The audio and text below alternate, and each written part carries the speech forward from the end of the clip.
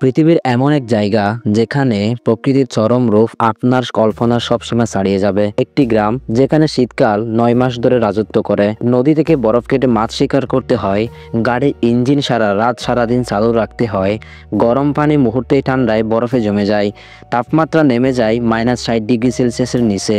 অথচ এখানে বাস করে একদল সাহসী মানুষ। তারা কিভাবে বেঁচে থাকে, কিভাবে প্রকৃতির সঙ্গে যুদ্ধ করে টিকে থাকে। আজ আমরা চলেছি রাশিয়ার শাখা প্রজাতন্ত্রের ওমিয়কনে, পৃথিবীর শীতলতম জনবসতি দেখতে। এখানে প্রতিটি দিনই একটি লড়াই, আর প্রতিটি রাত এক অনন্য গল্প।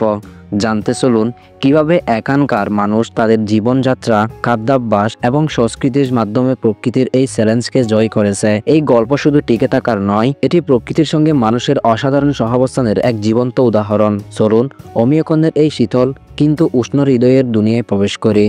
ওমিয়কন রাশিয়ার শাখা প্রজাতন্ত্রের একটি ছোট্ট গ্রাম, যা পৃথিবীর শীতলতম জনবসতির জন্য পরিচিত। এই গ্রামে তাপমাত্রা -50 ডিগ্রি সেলসিয়াস থেকে -60 ডিগ্রি সেলসিয়াসের মতো ভয়ঙ্কর ঠান্ডায় নামতে পারে। 1933 সালে এখানে রেকর্ডকৃত সর্বনিম্ন তাপমাত্রা ছিল -67.7 ডিগ্রি সেলসিয়াস, যা উত্তর গোলার্ধের সর্বনিম্ন তাপমাত্রা হিসেবে পরিচিত। এই বিরূপ পরিবেশেও মানুষ প্রজন্মের পর প্রজন্ম ধরে এখানে বসবাস করছে। তাদের জীবনযাত্রা, সংস্কৃতি এবং পরিবেশের সঙ্গে অভিযোজনের কৌশল সত্যিই বিস্ময়কর। ওমিয়কন এমন একটি জায়গায় অবস্থিত যা সাইবেরিয়ার পারমাফ্রস্ট অঞ্চলের অংশ।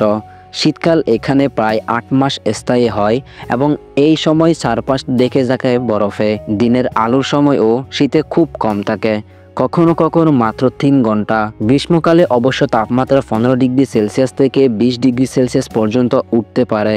তবে বছরের বেশিরভাগ সময় এখানে তুষারপাত হয় এবং জমি প্রায় সবসময় জমাটবদ্ধ থাকে। ওমিয়কনের মানুষ মূলত পশুপালন এবং শিকার নির্ভর জীবনযাপন করে। এত ঠান্ডায় কৃষিকাজ করা প্রায় অসম্ভব, তাই তাদের প্রধান খাদ্য হলো মাছ এবং মাংস। শীতের সময় বরফ জমে যাওয়ায় তারা নদীতে বরফ কেটে মাছ ধরেন। এছাড়া হরিণ এবং ঘোড়ার মাংস তাদের খাদ্য তালিকার গুরুত্বপূর্ণ অংশ। দুধ ও দুগ্ধজাত পণ্য, বিশেষ করে ইয়াক বা হরিণের দুধ, তাদের প্রোটিনের চাহিদা পূরণ করে। এখানকার লোকেরা একটি বিশেষ খাবার তৈরি করে যাকে স্ট্রোগানিনা বলা হয়। এটি মূলত কাঁচা হিমায়িত মাছ বা মাংসের টুকরা, যা বরফ শীতল পরিবেশে খুব জনপ্রিয়। এছাড়া তুষারময় অঞ্চলে বেঁচে থাকার জন্য চর্বিযুক্ত খাবার খাওয়া তাদের একটি সাধারণ প্রথা। ওমিয়কনের বাসিন্দাদের জীবিকা প্রধানত পশুপালনের উপর নির্ভরশীল। তারা প্রধানত ইয়াক এবং রেন্ডিয়ার পালন করে। এই প্রাণীগুলোর দুধ, চামড়া এবং মাংস তাদের জীবিকার অন্যতম উৎস। রেন্ডিয়ারের চামড়া দিয়ে তারা জামা কাপড় এবং প্রয়োজনীয় সরঞ্জাম তৈরি করেন, যা তাদের শীত থেকে রক্ষা করে। এছাড়া পর্যটনও এখানকার মানুষের আয়ের একটি বড় উৎস। পৃথিবীর শীতলতম গ্রাম দেখার আকর্ষণে প্রতি বছর বহু পর্যটক এখানে আসেন। ওমিয়কনের পরিস্থিতি কেবল তার শীতল তাপমাত্রার জন্য নয়, বরং তার সংস্কৃতি ও ঐতিহ্যের জন্য। শীতে তুষারে ঢাকা এই গ্রাম পর্যটকদের কাছে একটি আকর্ষণীয় গন্তব্য। পর্যটকেরা এখানে এসে স্থানীয় মানুষের জীবনধারা পর্যবেক্ষণ করেন, রেন্ডিয়ার চালিত স্লেজে চড়েন এবং স্ট্রোগানিনার স্বাদ নেন। তবে এখানে ভ্রমণ করা বেশ চ্যালেঞ্জিং। প্রচণ্ড ঠান্ডার কারণে গরম পোশাক ছাড়া চলাফেরা করা অসম্ভব। তাপমাত্রার জন্য যন্ত্রপাতি ও গাড়ি বন্ধ হয়ে যেতে পারে।